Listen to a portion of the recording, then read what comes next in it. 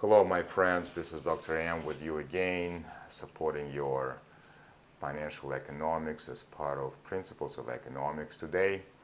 And in last video, we have posed the question of intertemporal choice. And basically, it was the offer between $120 1 year from now. And by this question, you already implicitly can decide that nominal interest rate is the annual interest rate. And in exchange for $100 now, which offer should you take? Let's take it step by step. What I want to do is to assume that interest rate may vary. Thus, you can't really answer this question unless you know the interest rate. And once you know the interest rate, you should be able to make the appropriate choice. So suppose that interest rate is at 10%. Again, it's a nominal interest rate and it's annual interest rate, because by this question, implicitly, you have the period of time introduced to you, 1 year. So the present value, if the interest rate is equal to 10%, you can calculate from the previous discussions. And it will be close to $109.10. Because $109.10 is greater, undeniably, than $100 Uncle Ralph is offering you, so your decision is kill the Wicked Witch. Now let's look at interest rate that is 50%. Again, it's a nominal interest rate and it's annual interest rate. Then in this case, you take $120 divided by 1 plus 0.5, and that would be approximately $80. Because $80 is less than $100 Uncle Ralph is offering you, don't kill the witch, which is your decision. So I hope that you understand the difference and methodology of calculation. Once you know interest rate, it's very straightforward and fairly intuitive how to proceed. Now we have gone through some examples. We can now talk about more details that are critical for understanding intertemporal choice, which is economic trade-offs between today versus tomorrow.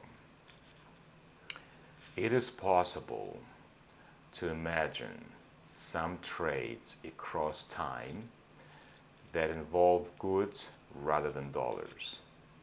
So we discussed those possibilities in the past, especially when we talked about macroeconomic phenomena called hyperinflation. As a matter of review, when prices increase substantially over a period of time, you have hyperinflation, and in this case, oftentimes participants at the marketplace choose to move away from taxation, where there's a psychological tax, when people have to think how they're going to preserve the value of their money that is eaten by hyperinflation, or it is tax in terms of as a financial matter, since your cash or reserves are going to devalue rapidly with hyperinflation. So people go to exchange goods for goods, services for services, and it's been done historically in every country, and it has been done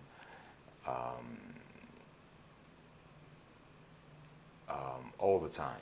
So it's not as convenient, it's not as popular, but it does take place.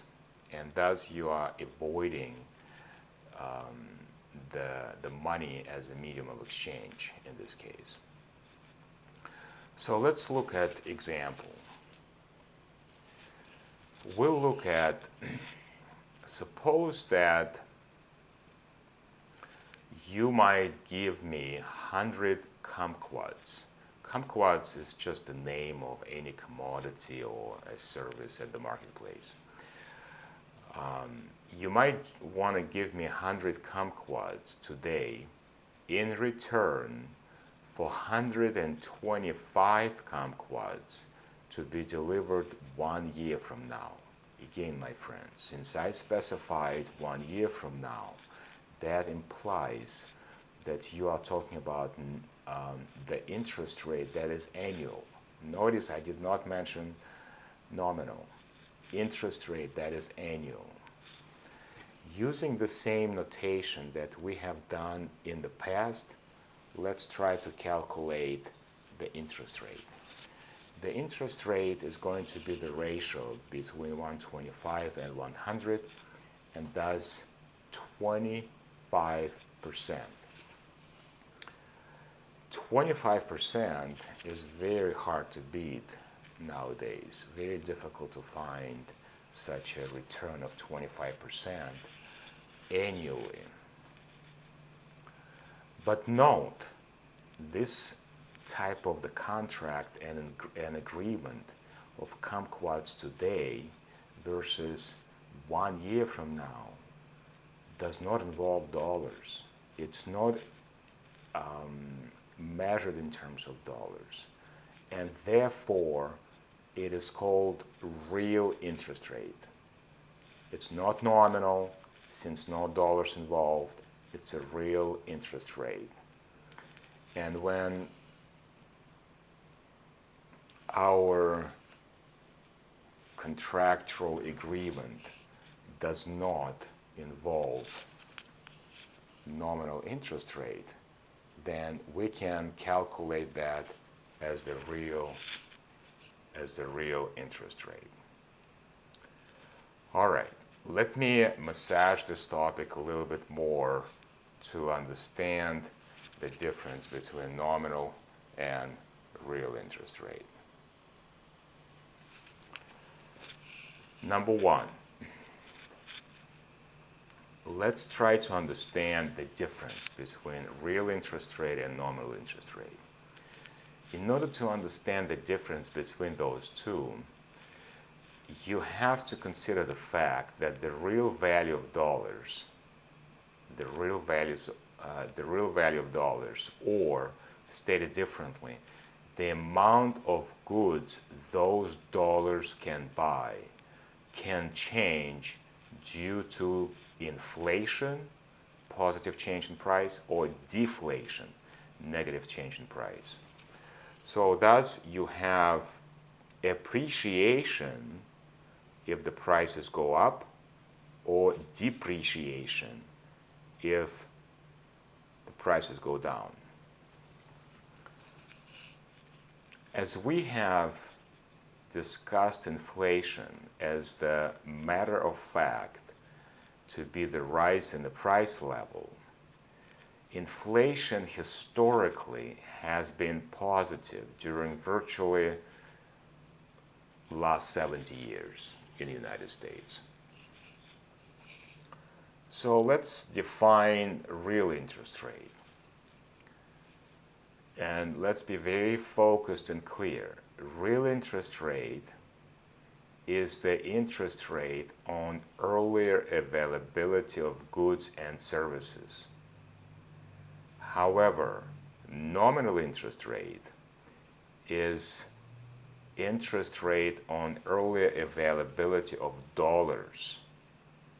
I hope you see the difference now.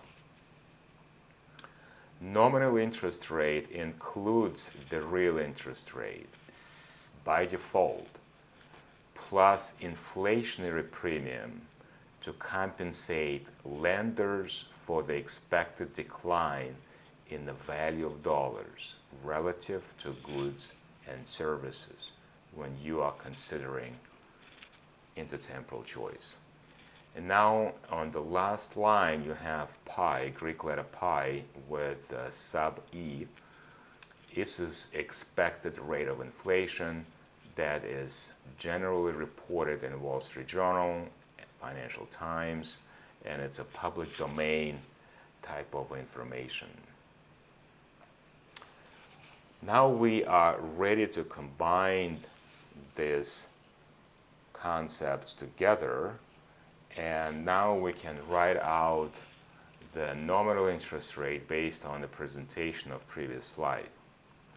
So it should be able to calculate and be very helpful for us in terms of present value of dollars, and if that's the case we use nominal interest rate, and present value of goods, and if that's the case we use real interest rate.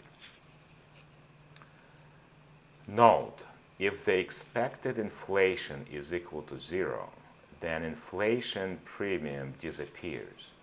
More precisely, you just substitute pi for 0 and you will see that interest rate in nominal terms becomes identical to the real interest rate. And that's very easy to see from that slide, and it makes a lot of sense intuitively. Finally, default risk. Default risk typically describes type of the risk that involves uncertainty in this way. When people, companies, governments engage into contractual obligations that involves intertemporal choice, the economic trade-off between present and the future, essentially there is always a risk of default. What if future does not come with compensation based on the contract? And there are plenty of reasons why that could be the case. Now, this is in part why people don't want to wait. In part, people don't want to wait because future always, and I mean always, associated with some degree of uncertainty. And that's what makes negative interest rates so confusing. But we'll revisit that in a moment. Let's do an example that will help us to sort those issues through. Let's suppose that you have the present value of $120 that is due 1 year, which is future amount, if the interest rate is 20%.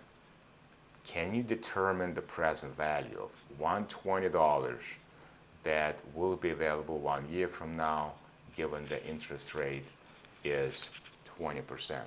So I want you to pause this video and think through those options that I'm giving you and try to calculate and come up with correct response that would be helpful to you.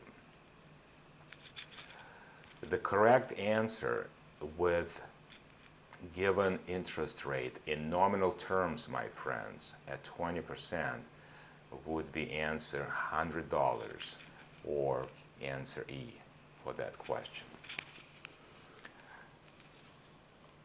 Let's continue with another example that could be helpful. Let's suppose that you have a choice, the right to choose between whatever lies behind either of two doors. Behind door number 1, we have $120, but it's not available for 1 year. Every time I mention 1 year, you think about annual interest rate. Behind behind door 2, we have $100, and it's available immediately. If the interest rate is 20%, which door will you choose? So please pause the video and think through the answer to this question. The answer to this question is that you will be in fact indifferent, because door number 1 and door number 2 are essentially of equal value in economic terms.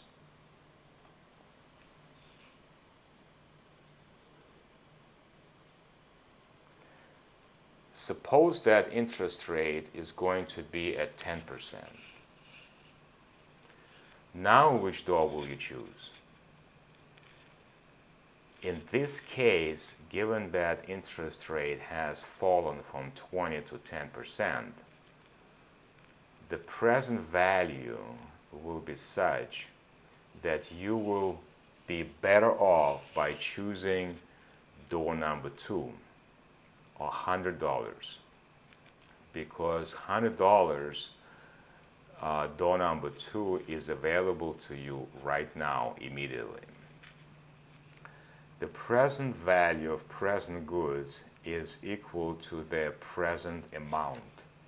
That's the rule that you want to take. One more time. The present value of present goods is equal to their present amount. So let me stop here, and I'm going to, when I come back with the next video, we'll talk about more complexity that involves the intertemporal choice. Thank you, my friends, and we'll see you soon.